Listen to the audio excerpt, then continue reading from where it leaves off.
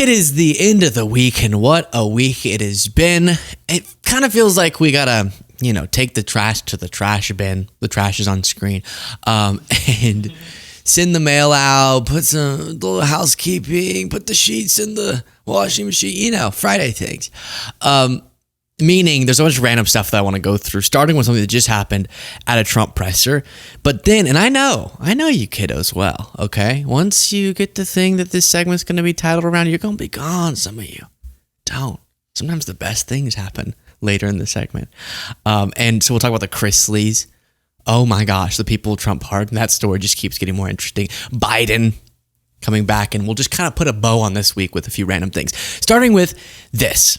Friend of the show, Josiah, said Biden consistently publicly wished Trump well after the assassination attempt, whereas Trump now spitefully contradicts whatever intern drafted his initial condolence message to Biden after the cancer diagnosis. And this is just utterly horrifying, what you're about to watch, which is Trump talking about Biden and amid Biden's cancer diagnosis saying, you shouldn't feel bad for him. Don't feel bad for him. Now, he may be speaking in more general terms, but given the context, it's just so insensitive and very different than the message he sent out on True Social, and very different than how Biden treated him amid tragedy, right? And the fact that a presidential presser would go in this direction, we can't be numbed out to the fact that it's utterly disgusting. Here it is. Look, he's been a sort of a moderate person over his lifetime, not a smart person, but a somewhat vicious person, I will say. If you feel sorry for him, don't feel so sorry because he's vicious. What he did with his political opponent and all of the people that he hurt a lot of people, Biden. And so I really don't feel sorry for him. But so this was a part of a longer Biden ramble. I'm trying to properly contextualize it, okay? But he seems to be alluding, and even if he weren't, the understanding of what is happening right now in Biden's life, for him to specifically call it, don't feel bad for him. Don't feel bad for him. It does contradict this post. Melania and I are saddened to hear about Joe Biden's recent medical diagnosis. We extend our warmest and best wishes to Jill and the family, and we wish Joe a fast and successful recovery. As Josiah said, some intern wrote that. Trump doesn't really feel that way. And remember how Biden consistently and never backed away from this, spoke about Trump whenever someone or something terrible happened to Trump. 2 days after the assassination attempt on Donald Trump, we're grateful he was not seriously injured. We continue to pray for him and his family. It's time for an important conversation in this country. Our politics has gotten too heated. I've said the Oval Office on Sunday night, as I made clear throughout my presidency. We all have a responsibility to lower the temperature and condemn violence in any form. Pretty unequivocal there, And then at a different part, so just sickening that you say that, but moving on from that, on Diddy, Trump says, I used to like Diddy. And when he was asked, would you pardon Diddy if he ends up being convicted in this trial, Trump says, oh, we'll see, baby. You mentioned once in 2012 that Diddy was a good friend of yours back then. He has since found himself in some very serious legal trouble. Yeah, that's true. Would you ever consider pardoning him? Well, nobody's asked. You had to be the one to ask, Peter, but nobody's asked. But I know people are thinking about it. I know they're thinking about it. I think some people have been very close to asking. First of all, I'd look at what's happening. And I haven't been watching it too closely, although it's certainly getting a lot of coverage. I haven't seen him. I haven't spoken to him in years. He used to really like me a lot, but I think when I ran for politics, that relationship busted up. He'd really like me, drenched me in baby oil. I said, wow, that's good baby oil. From what I read, I don't know, he didn't tell me that, but I'd read some little bit nasty statements in the paper all of a sudden. It's different. You become a much different person when you run for politics and you do what's right. I could do other things, and I'm sure he'd like me, and I'm sure other people would like me, but it wouldn't be as good for our country. As we said, our country's doing really well because of what we're doing. so I can't, it's not a popularity contest. So I don't know. I would certainly look at the facts. If I think somebody was mistreated, whether they like me or don't like me, it wouldn't have any impact on me. Mr. President. So Sean Diddy Combs, the door's still open for you, buddy. Because y'all used to like each other. You liked him a lot. It was a fun time.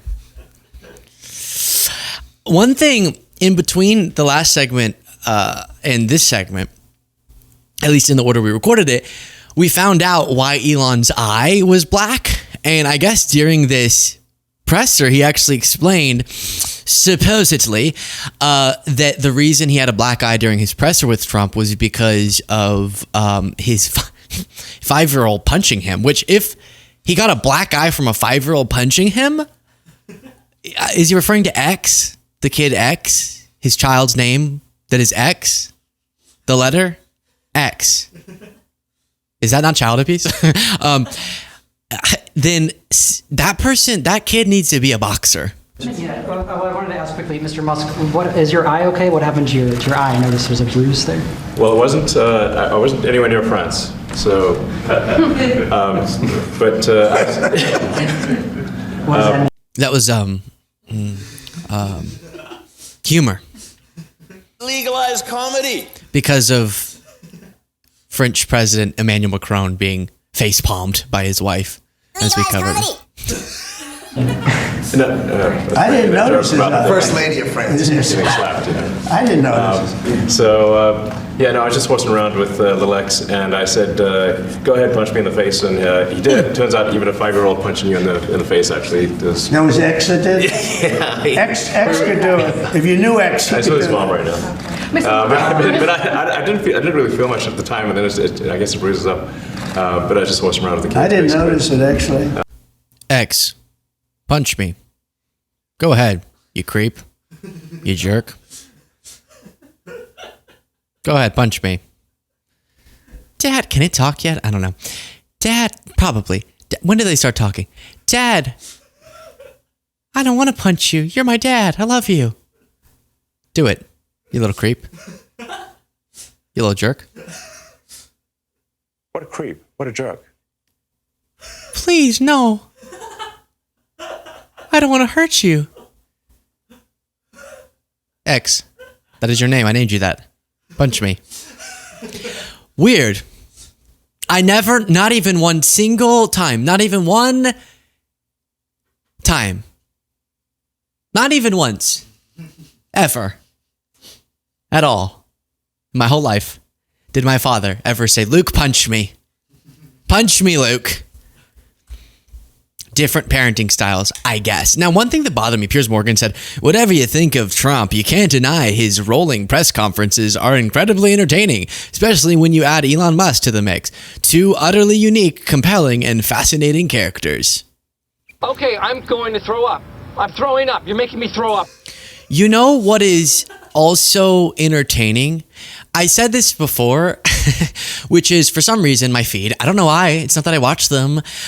For some reason my feed started showing me on X, not the child, but the app. It started showing me a bunch of videos of like public brawls. So there's like, you know, somebody at a Starbucks and they say a mean word to somebody else and they just start fighting. And it's just so riveting. And I'm like, oh my gosh. Oh, and now the mom's getting in on it. Boom, boom, boom. And it's crazy and it's entertaining and it's bad and it's beautiful. Like Gettysburg, so beautiful and so terrible. And hair's being pulled. And I'm like, I need to skip past this. But wait, I'm going to go back to it. That was crazy. Oh, knockout blow, right? So it's weirdly entertaining to watch real people, not like action scenes, real people in public just fight each other. That doesn't mean it's good. So it's entertaining, not good. Same thing, kind of a dumb point there from Piers, which is you got to say it's entertaining. It's like whenever I was on Piers' show and he was like, "Come on, Luke, admit, Trump can be funny." Yeah, I'm sure. And that has to do with how terribly he is. How? Like, there are more important things than being entertaining or funny. Obviously. If you do want to see the craziest Piers story, we have ever covered that led to me almost collapsing a lung. I was laughing so hard. The join button. We covered on yesterday's bonus show. Piers having fun. Just being a kid again. And it took a turn you would not expect. So the join button below for the bonus show. A lot of fun. Now, Trump pardoned these two individuals, as we've now covered a lot. And every single cell in my body is fighting any more jokes because I've made them all. And I will not make them anymore about that image. President Trump on Wednesday pardoned the reality television stars Todd and Julie Chrisley, who were convicted 3 years ago. I'm holding back. Evading of evading taxes and defrauding banks of more than $30 million to support their luxurious lifestyle. Now, if you go away from that, before showing you, now they're doing this whole press tour and they're like all living it up. Todd and Julie Chrisley were convicted by a jury in June 2022. So a jury, not the fake news, not whatever. Following a nearly 3-week federal jury trial in Atlanta, they were found guilty on all counts, including conspiracy to commit bank fraud, conspiracy to defraud the United States, tax fraud, and wire fraud. A lot of fraud. Their accountant was also convicted during the same trial.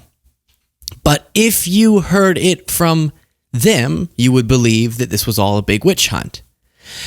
Now, I guess this is Todd's daughter, Savannah.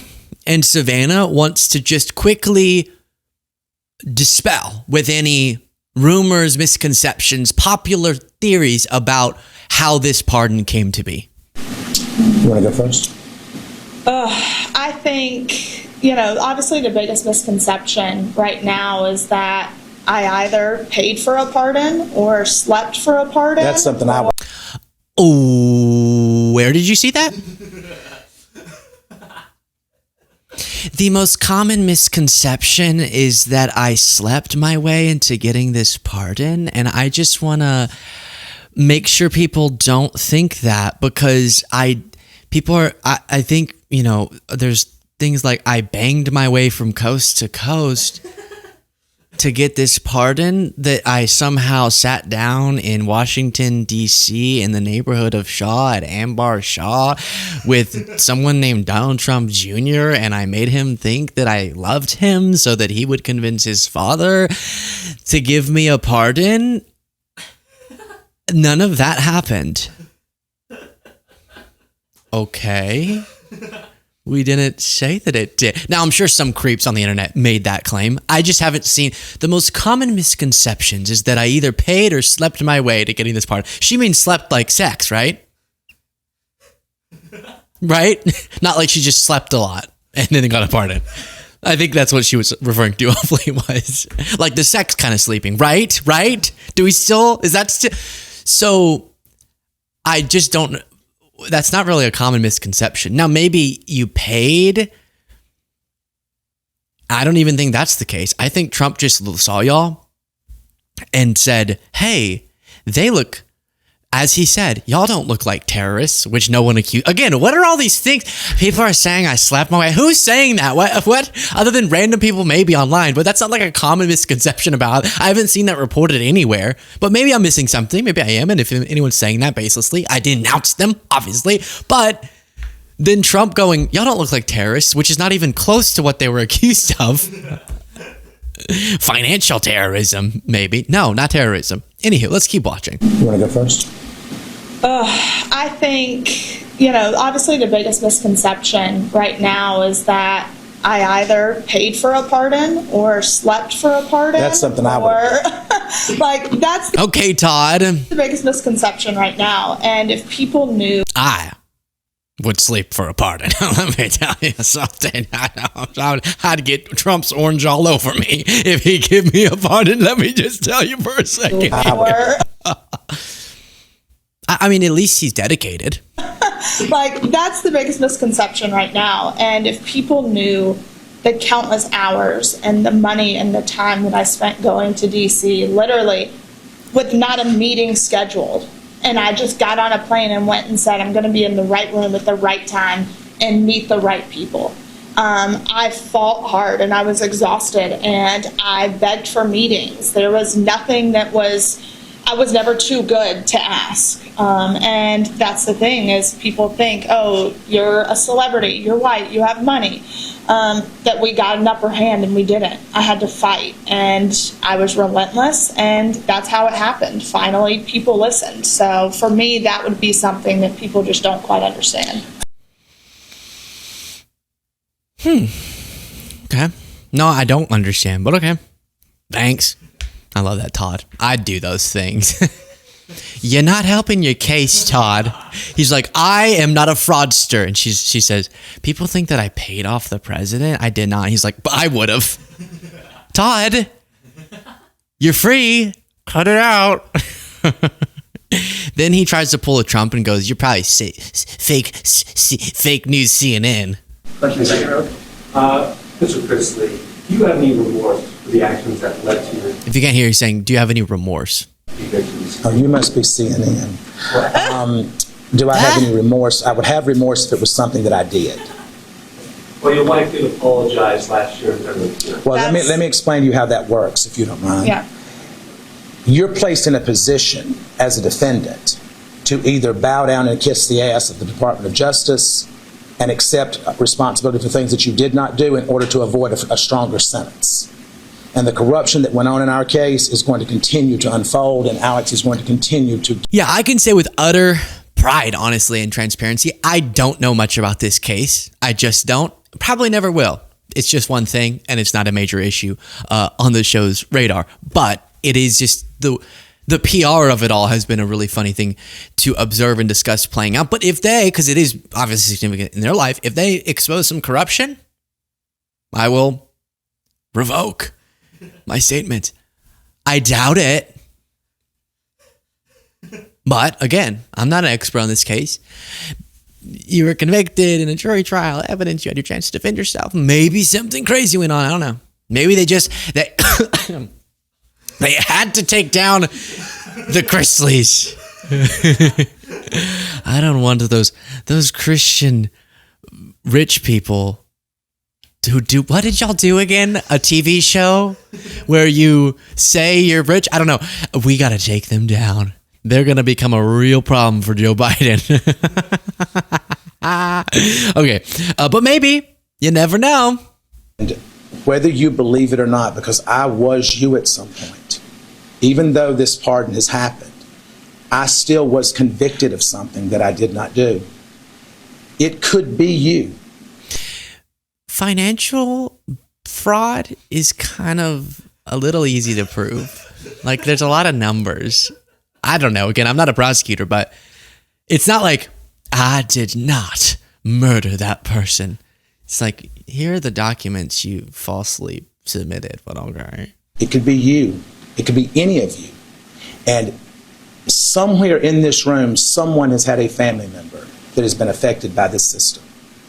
So I keep my family out of it. Understand the shame that's around it, but I refuse to feed into that because shame is like a cancer that just spreads, and I have no shame. So I really, at least he's speaking for us, you know. I was you. You all have a family member who committed $30 million of financial fraud. And do you want them going to jail? Think about that before you cheer my suffering. Think about it. An accountant said, shame on you for having no shame. Accept the pardon. You're guilty. They defrauded banks of more than $36 million. Goodness gracious. This is quite the presser. What are we doing this presser for? Who is this for? I saw someone respond with, who are these people? Like, what? What are y'all? Who are you? What are you doing? Just go. You got your pardon. Yay, leave. So we're blessed to have our family back, and we're blessed to be coming back to television because we do have a much bigger story to tell now than we ever have.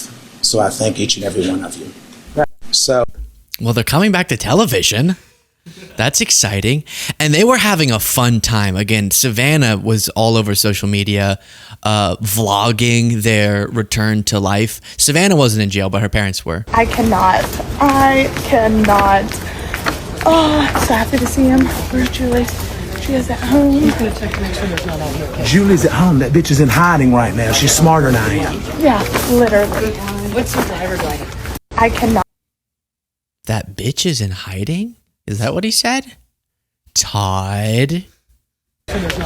Julie's at home. That bitch is in hiding right now. Todd, that's not very appropriate language. He has a bag on his head, I guess to hide from the paparazzis. I'm sorry, I can't live a regular life. Everyone comes up, they say, Todd Chrisley, you're my hero. Take a photo with me, Todd. I just wanna live a regular life. Which is why I'm announcing my new television show. Chrisley's Uncensored. Chrisley's Unshackled. Moving on from that, speaking of creepy, here is Stephen Miller, one of Trump's top advisors, on television. Well, doing Stephen Miller things.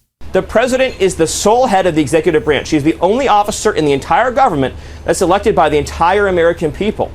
Democracy cannot function. In fact, democracy does not exist at all if each action the president takes, foreign policy, diplomatic, military, national security, has to be individually approved by 700 district court judges. That's democracy. So if there's 15... I learned whenever I asked ChatGPT to give me tips on how to come off like a normal person and not seem like a creepy serial killer. That inflections in the voice is something that humans do. Communist, crazy judges on the court, that each of them as a team working together can block and freeze each and every executive action. Joe Biden was allowed by that same court system. Some of them to are Trump import 20 judges, million though. illegal foreigners. Why did Trump into put this these country. crazy communist judges, as you call them, on the bench? You heard President Trump himself say that the Federal Society and Leonard Leo has created a broken system for judicial vetting.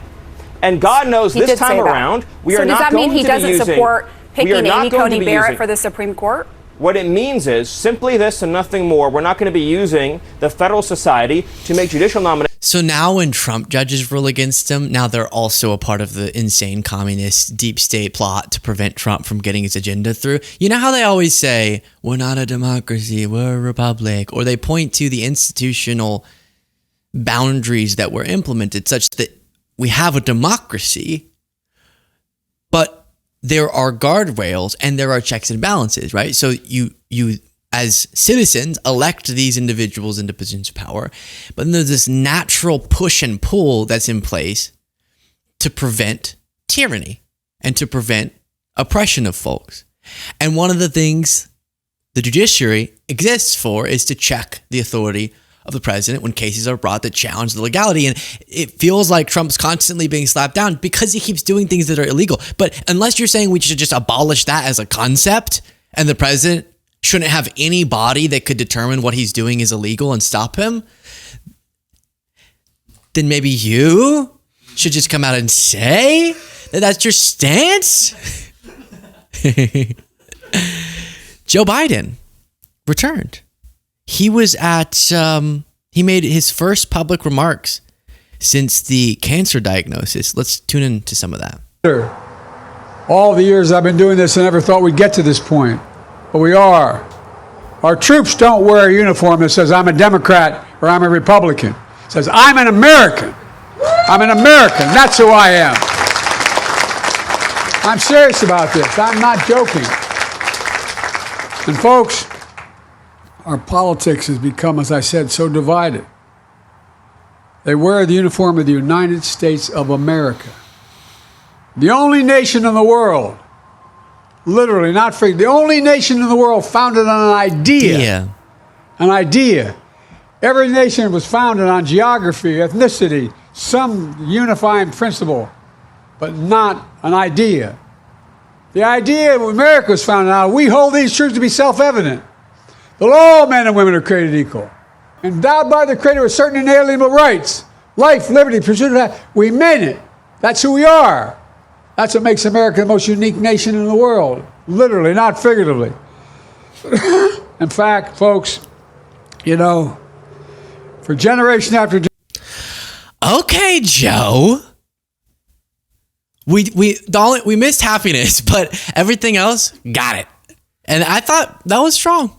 It was pretty strong, okay? Listen, folks, don't count me out. It's founded on an idea. Life, liberty, pursuit, an idea. He's right. He is right. But coming out swinging. Okay, Joe, we did it, Joe. Excuse me. So here is him coming up to answer questions from reporters. Well, the prognosis is good. You know, we're working on everything. It's moving along. So I feel good. Have you decided on your treatment options? Yeah, we have, and they're underway, and all the folks are very optimistic. And so you've started treatment? Oh, yeah. Okay. Yeah. Would you be willing to share what exactly that entails? Why is the reporter asking that? We don't need to know that. He's not the president anymore. We don't need to know the inner workings of his medical treatment. Well, it's all a matter of taking a pill, one particular pill, and for the next 6 weeks and then another one. And the expectation is we're going to be able to beat this. It's not in any organ. It's my bones are strong. I hadn't penetrated, so I'm feeling good. So I feel like everybody expects. Sorry, I've done it all because I'm loyal. I do it every damn year at the very beginning. I never forget where I came from. That's why. I feel like everybody. A little close, but the message is beautiful. Didn't know what to expect of you today, and then you get here and you're speaking powerfully. You look good. You're confident. What do you say to all those people? Don't count you out. Well, Biden 2028. Biden 2028. I say lots of luck in the senior year. What has this been like for your family? Obviously, this is also an emotional time. This is the 10-year anniversary of your son, Bo's passing. You received this diagnosis just 2 weeks before that. Well, we're all optimistic about the diagnosis.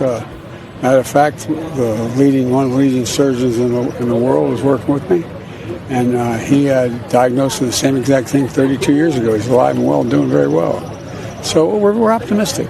We're optimistic. And there's also been a lot of discussion recently about your mental and physical capabilities while you were in office. You can see that. I'm mentally incompetent, and I can't walk, and I can beat the hell out of both of them. Well, do you want to reply to any of those?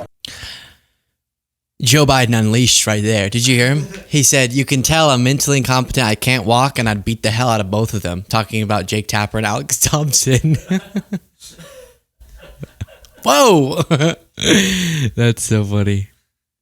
I don't want to see this. But if AI could put together a little boxing match between Joe Biden, Jake Tapper, and Alex Thompson. Discussion recently about your mental and physical capabilities while you were in office. You can see that. I'm mentally incompetent, and I can't walk, and I can beat the hell out of both of them. Well, do you want to reply to any of those reports, and also to the fact that there are some Democrats who are now questioning whether you should have run for re-election in the first place? Why didn't they run against me then? Because I'd have beaten them. Do you have any regrets? No, I don't have any regrets. Look, there's a lot going on, and I think we're in a really difficult moment, not only in American history, but in world history. I think we're at one of those inflection points in history where the decisions we make in the next little bit are going to determine what things look like for the next 20 years. I've been talking about that for a long time, and I'm very proud. I'll put my record as president against any president at all. You notice the 10 leading presidential historians rated me pretty good up on that list, and the guy I ran against, I rate him the last. So we'll see. So you had Watch me. You have your grandson with you today. What's it mean to have your family here and be able to look out at him while you're talking? That feels good. Look, that's my... Okay, and on. So listen, we started with Trump being disgusting, right? So we know that's the furthest extreme of nasty. But then walking the fine line of still discussing what takeaways we should have from the failure of the Democrats to defeat Trump. That does include Biden's health and how that contributed to him having to drop off the ticket and all that. Without being insensitive to the fact that he is dealing with now this severe health scenario, having cancer. I will note, though, again, it was fun to see him, more energetic and peppy than previous times. But I will note again, he needs to stop saying he has no regrets. Hey, I can think of one. Losing to Trump.